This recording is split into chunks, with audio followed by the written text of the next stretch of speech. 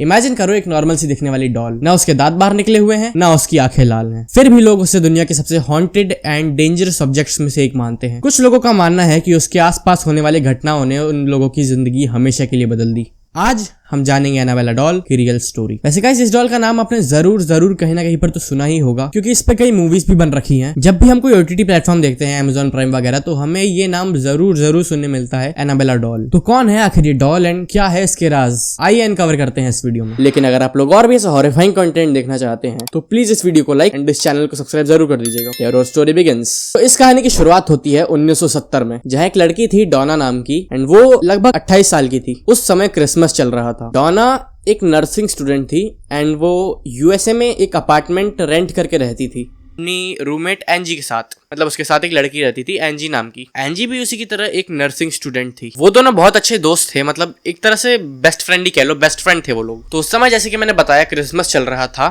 डॉना की माँ उसके लिए एक क्रिसमस प्रेजेंट लाती है। क्रिसमस प्रेजेंट के तौर पे एक रैगडी डॉल देती है। रैगडी डॉल मतलब एक बहुत पुरानी फटी पुरानी सी डॉल। वैसे तो स्टार्टिंग में सब कुछ नॉर्मल था। वो उस डॉल को बहुत प्यार से रखती थी एंड रात को अपने पास सुलाती भी थी। लेकिन कुछ दिनों में उस छोटे से अपार्टमेंट का माहौल पूरा बदलने लगा। सबसे पहले शुरू हुई वो छोटी छोटी चीज, जिसे वो लोग इमेजिनेशन यानी वहम कहकर हर बार टाल देते थे। अब डॉना का वो डॉल इतनी ज्यादा पसंद आ चुकी थी, मतलब इतनी ज्यादा पसंद आ चुकी थी कि या तो वो उसे अपने पास लेकर सोती थी, या तो उसने अपने घर में एक अलग से कैबिनेट बनाकर रखा था डॉल्स के लिए, क्योंकि उसको बहुत ज़्यादा शौक था डॉल्स का।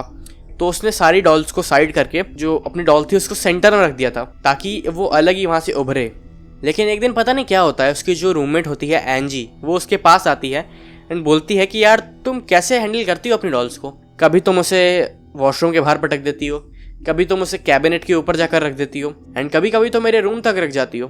तो डॉना कंफ्यूज हो जाती है कि यार ये कह क्या रही है, क्योंकि मैं जब सोती हूँ तो या तो उसे अपने साथ लेकर सोती हूँ या कैबिनेट में रख देती हूँ, एंड ऊपर से मैं जब उठती हूँ तो मुझे भी वो कैबिनेट में रखी हुई मिलती है या मेरे बगल में सो रही होती है। तो ये बात डॉना एंजी को भी समझाती है कि यार मैं तो जब सोती हूँ रखकर सोती हूँ या खुद लेकर सोती हूँ, एंड ऊपर से मैं जब उठती हूँ तो मुझे वो अपनी लोकेशन पे ही मिलती है जहाँ मैं उसको रात में रखकर सोई थी। तो फिर एंजी कहती है कि नहीं, तुम गलत हो, सुबह उसे मैं कैबिनेट में रखती हूँ या मैं उसे तुम्हारे बगल में सुलाती हूँ। लेकिन फिर जैसा कि मैंने अर्लियर मेंशन करा, वो इस इंसिडेंट को भी वहम मानकर इग्नोर कर देते हैं। लेकिन एक शाम कुछ ऐसा हुआ जिसने उनके होश उड़ा दिए।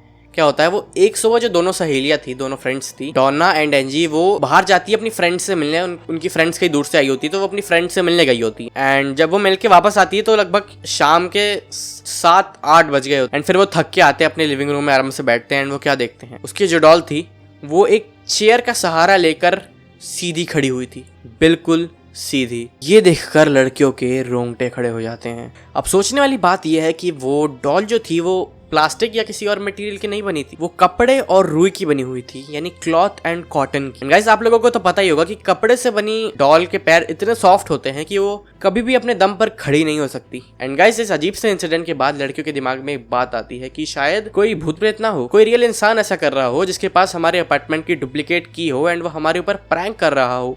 उनको रंगे हाथों पकड़ने के लिए उन्होंने एक मास्टर प्लान बनाया। एक सुबह निकलने से पहले उन्होंने अपार्टमेंट के सारे खिड़की और दरवाजे लॉक कर दिए एंड लिविंग रूम में बेड के चारों ओर, बेड जहां पर एनाबेला डॉल रखी थी उसके चारों ओर बेकिंग पाउडर अच्छे से छिड़क दिया। डोर के सामने भी छिड़क दिया कि अगर कोई घर में घुसता है तो उसके फुटप्रिंट्स छप जाए बेकिंग पाउडर पे। एंड फिर वो उसको छोड़ के चले जाते हैं कि ठीक है, अब शाम को आके देखेंगे होता क्या है। एंड फिर जब वो शाम को वापस आते हैं एंड जो नजारा वो देखते हैं पर यकीन करना मुश्किल है। वो डॉल लिविंग रूम के बेड से गायब होकर बेडरूम के सोफे पे चली गई थी। उनको फिर से लगा कि किसी और ने किया है, लेकिन जब उनने बेकिंग पाउडर चेक किया, बेकिंग पाउडर बिल्कुल साफ है, उस पे 1% भी निशान नहीं है किसी के आने का। एंड उनको ये यकीन हो जाता है कि ये किसी और ने तो नहीं किया। लेकिन गाइस, अब कहानी में आ चुकी है वो रात, वो भयंकर रात जिसने सब बर्बाद कर दिया।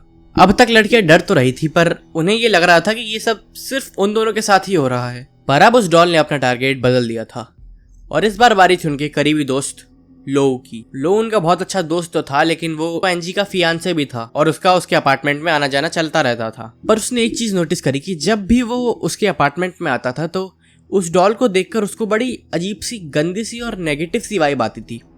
एंड वो डॉना को कई बार कहता भी था कि यार इस डॉल को मत रखो, ये बिल्कुल नॉर्मल डॉल नहीं है, इसको फेंक दो प्लीज। लेकिन डॉना तो उस डॉल को बहुत पसंद करती थी। उसको पता था कि कुछ तो अजीब है, लेकिन फिर भी वो उसको बहुत पसंद करती थी, तो उसका दिल मानने राजी नहीं था कि इसको फेंक देना चाहिए।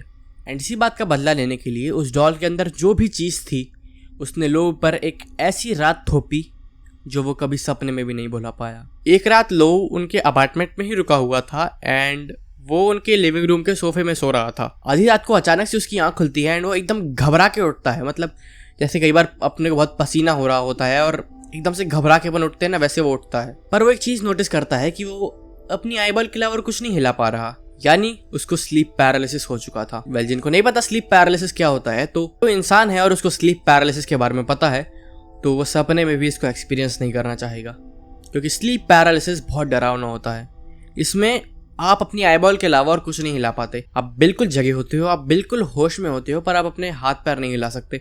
सोचिए सुनने में ही कितना डरावना है, तो लो तो ये एक्सपीरियंस कर रहा है। एंड जैसे कि मैंने बताया, वो चाह कर भी अपनी उंगली नहीं हिला पा रहा था। तभी उसने ध्यान से अपने आईबॉल को नीचे करके अपने पैरों की तरफ देखा एंड जो उसने देखा वो बहुत भयंकर था, क्योंकि वो डॉल धीरे धीरे उसके पैरों से होते हुए उसके चेस्ट तक आ रही थी एंड अब वो उसकी चेस्ट तक आ चुकी। देन वो डॉल अपना हाथ उठाती है एंड जोर से लो का गला दबाने लगती है। लो सांस नहीं ले पा रहा था, वो बहुत घबरा रहा था, उसका दम बस निकलने ही वाला था। इतने में वो सफोकेशन के कारण बेहोश हो गया। इस सुबह जब वो उठा तो वो समझ गया कि ये कोई बुरा ख्वाब नहीं था, बल्कि एक सच्चा खौफनाक एक्सपीरियंस था। लेकिन दोस्तों, सबसे बड़ा हमला तो अभी बाकी था। इस इंसिडेंट के कुछ दिनों बाद डॉना घर पर नहीं थी एंड लो और एंजी अकेले घर पे थे। वो लोग लिविंग रूम में बैठकर अपनी अगली रोड ट्रिप की प्लानिंग कर रहे थे। तभी अचानक से डॉना के बेडरूम से बहुत तेज चिल्लाने की और सामान फेंकने की आवाजें आने लगी। उन दोनों को लगा कि डॉना के कमरे में कोई चोर उचक्का घुस गया है जो तोड़फोड़ कर रहा है एंड चिल्ला रहा है। लेकिन जैसे तैसे उसने हिम्मत जुटाई एंड डॉना के रूम की तरफ बढ़ गया। एंड जब उसने रूम का दरवाजा खोला तो